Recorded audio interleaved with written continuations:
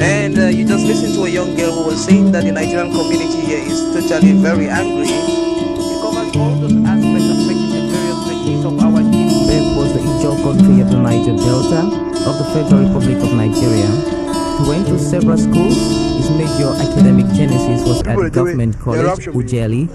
And go gather, destroy their food.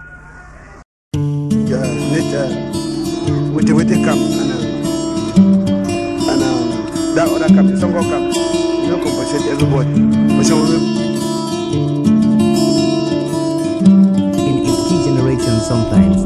Today our focus will be on the style of J.P. Clark, a poet and writer, and we shall also be very interested in his poem Akbar Dancer.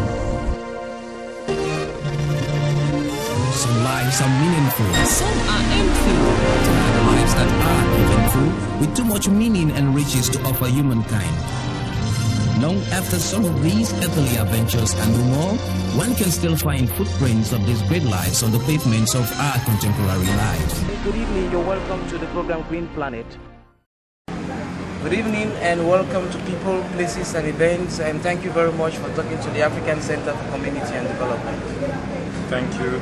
But I would like to ask you something. It's like I gathered that Akum men are no longer marrying their women because the bride price is a little bit too burdensome to pay.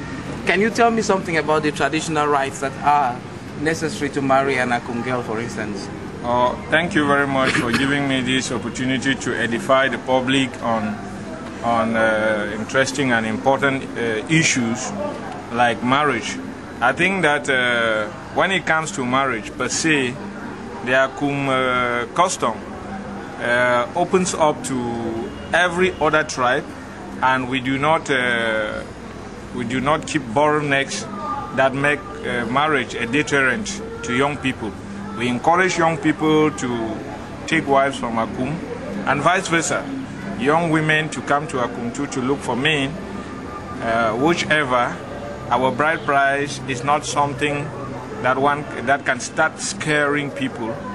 I think that in Akum, if you have the intention that you want to take a woman from Akum, the bride price does not go above 200,000.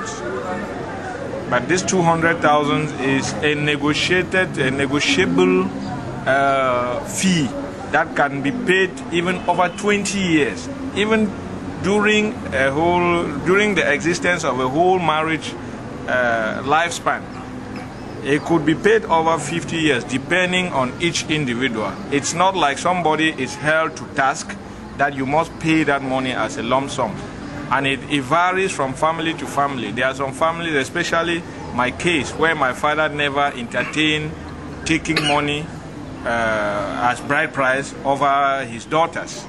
My father would say that if you're interested in his daughter, you people agree, then you bring wine. And when that wine is shared to the family as a symbol of your love to his daughter, you can thereafter collect your wife. And then when you live well, over time, you can always give us small gifts. And by small gifts, I mean always remembering that your father-in-law is there each time you stop around. Maybe a bottle of whiskey, maybe some crates of beer.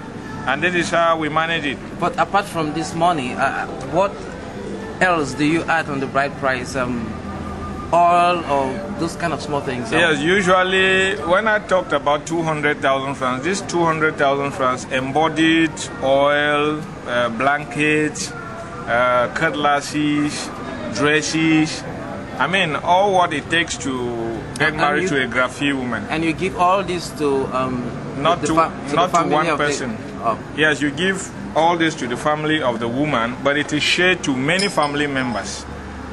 It is not going to one person. I think that what obtains in my place is almost what is general to the Northwest custom. We are not so exigent, but I remember that in most families, the father of the girl is expected to take home something close to 40,000, between 30 and 50,000. Then the uncles would take home something in the neighborhood of 10 and 20,000, while the aunts will take home maybe probably 5-10 liters of oil and about 5 or 10,000 francs, depending whether you have so many aunts in that family and so many uncles. That will spread and can add up what you're supposed to actually share to these family members. Thank you very much for talking to the African Center for Community and Development. Thank you. And you just listened to a young girl who was saying that the Nigerian community here is totally very angry. It covers all those aspects affecting the various regions of our people. Beth was the Ijo country of the Niger Delta of the Federal Republic of Nigeria. He went to several schools. His major academic genesis was at Government College, Ujeli. Go gather, destroy their food. With the camp and that other camp, the Songo camp, you don't compensate everybody. In its key generation sometimes. Today our focus will be on the style of J.P. Clark, a poet and writer, and we shall also be very interested in his poem Akbo Dancer. Some lives are meaningful, some are empty. To have lives that are eventful, with too much meaning and riches to offer humankind. Long after some of these earthly adventures are no more, one can still find footprints of these great lives on the pavements of our contemporary lives. Good evening, you're welcome to the program Green Planet.